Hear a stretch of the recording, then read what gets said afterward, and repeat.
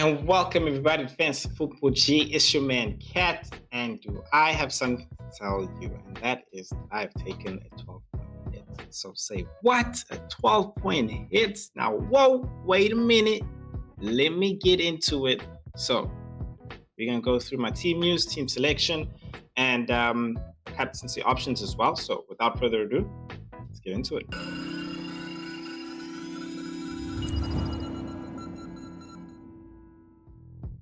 All right. Now, let's first start off with a little bit of a recap of my game week 10 so you can understand where my agony is coming from so that I can take a 12-point hit. So, in goal, I had Raya who had 3 points. I think he saved me with those couple of extra saves. Honestly, disappointing when Arsenal really do so well defensively, but they just concede, man. And then you got Konate there as well. Honestly, really hoping that those guys could also get a clean sheet. Boom, goal. Gabriel, same thing. 8 Nori, kind of hoping, he'd get a clean sheet with a couple of turns. But I think this was just his week out. Rodgers coming in with a return for us.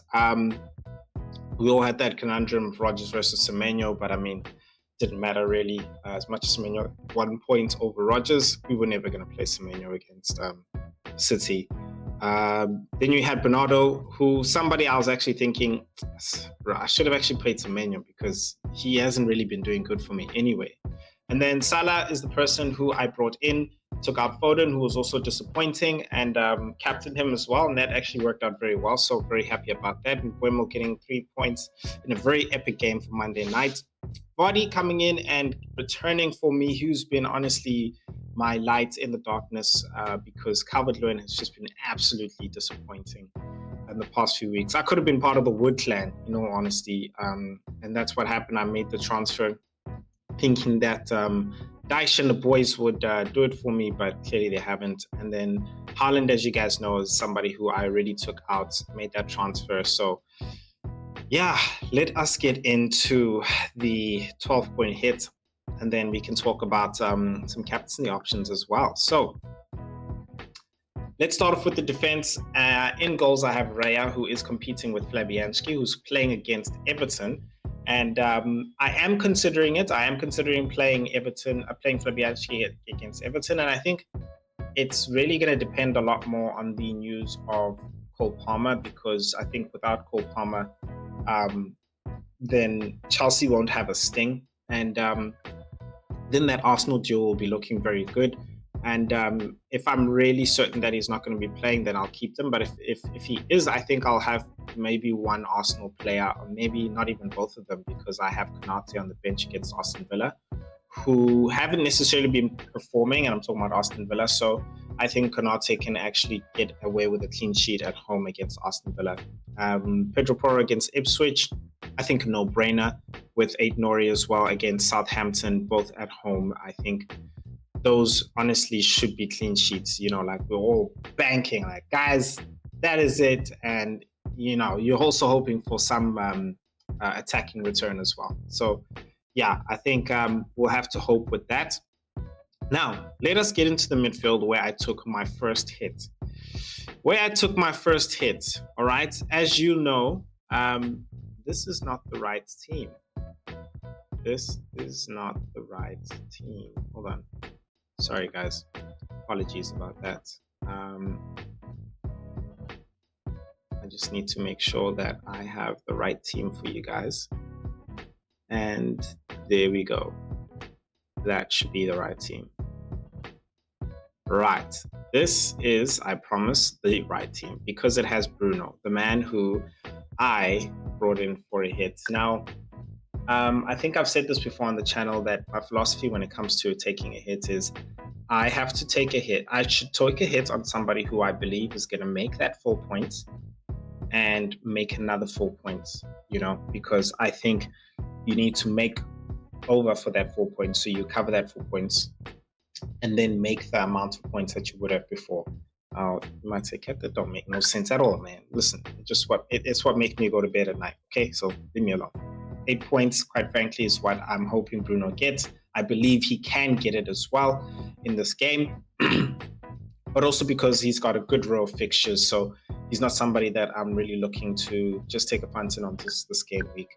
Although there is somebody who I do take a punt on just this game week, but we'll talk about that. Salah has the captaincy armband. I did consider it about Bruno, and I think this is a good time to also talk about the captaincy option discussion. So captaincy options, Salah, of course. I think Haaland as like a default number 2, but then I think people we would have in the discussion come next who, quite frankly, are sketchy is a Son. Because he's Son and because he's playing at home against Ipswich. He played just about 45 minutes in the Europa game. Didn't have a very good game with them there, but his minutes have been measured, here and there. Been playing 55 minutes there in the other previous game week as well. So I wouldn't go for him in terms of captaincy, but the mere fact that he's at home, another person within that team as well is Solanke. But the thing is now, before last weekend, we would have never even been mentioning this as well, and I know it's going to be ironic for me to be saying this, but he scored last night. So, you're kind of thinking and you're hoping as well that, look, maybe Solanke is, in a certain state of where he's going to start scoring and bringing in some goals as well. I think it's, they've got a very high XG at home. I think they've got an average of scoring 3 goals per game at home whenever they play at home. So you're hoping he'd be involved in them as well, having scored in the previous 2 games. But yeah, Solanke is an option. The other option then becomes Bruno, who himself as well has been returning in terms of assists. And did he have a penalty?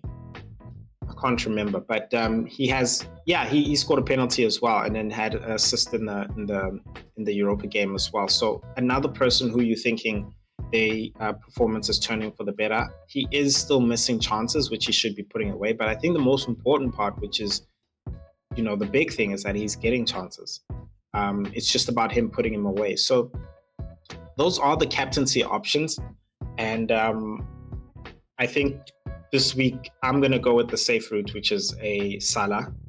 Right now, I feel like in this marathon of FPL, we're still in the state where we want to keep up with the pack and not go too differential, especially when it comes to the captaincy.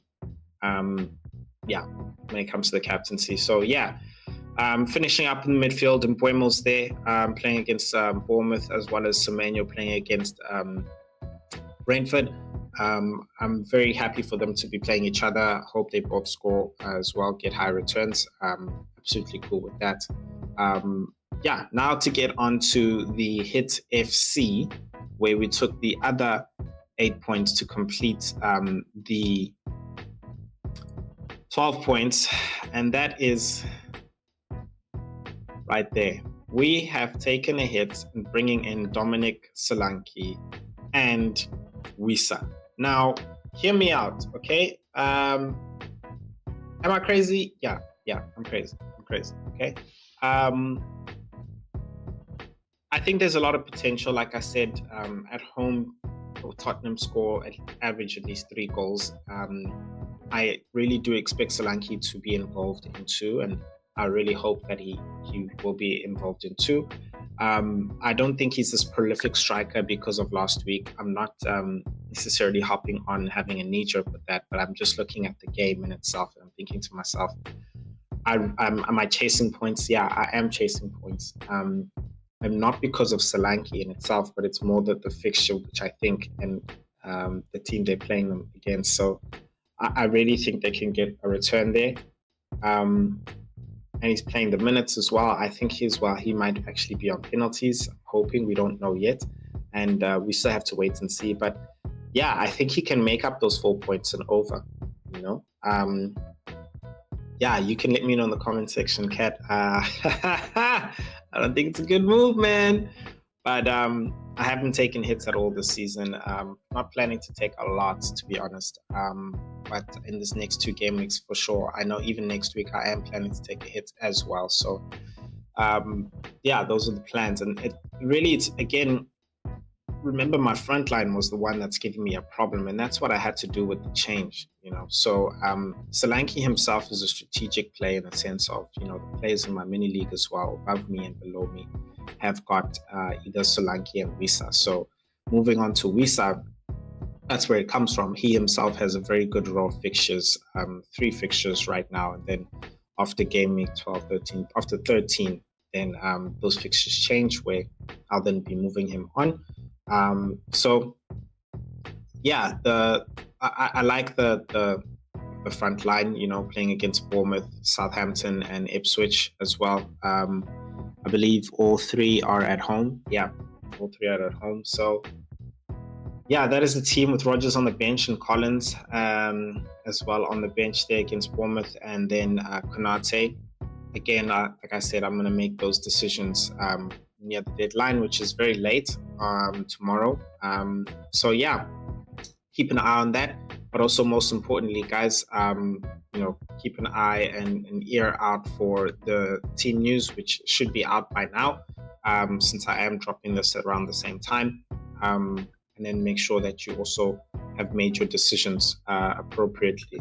But other than that, guys, thank you so much. If you've really loved the content and enjoyed it, you know what to do. Please subscribe. I am on the journey to 500. I'm actually pushing for 500, skipping the 200 mark, and I'm pushing for 500. So if you enjoyed it, please check out some more content down here, and I will see you guys in the next episode. Peace.